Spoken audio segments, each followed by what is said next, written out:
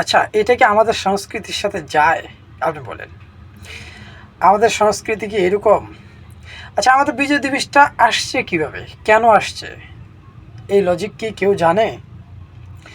যদি যাই না থাকে তাহলে এরকম একটা সিচুয়েশনে, এরকম একটা অনুষ্ঠানে এই নাচ কেন ভাই? মানে এগুলো কিসের ইঙ্গিত?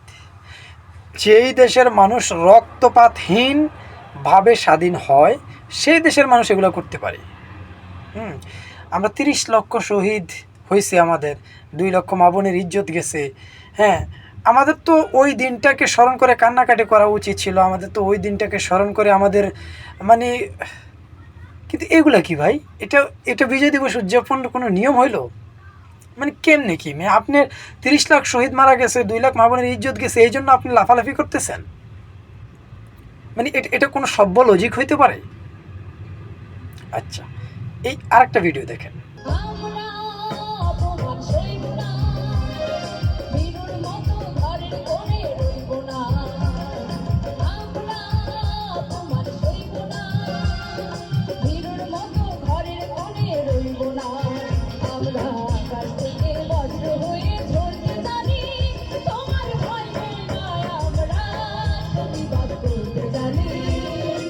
আমাদের আমাদের সংস্কৃতি হওয়া উচিত ছিল এইরকম। হুম, ধরেন এখানে মুক্তিযুদ্ধের ইতিহাস থাকবে, আবার মুক্তিযুদ্ধে কে কীভাবে যুদ্ধ করছে এগুলোর করুণ ঘটনাগুলো আমরা বর্ণনা করতে পারি এই অনুষ্ঠানের মাধ্যমে।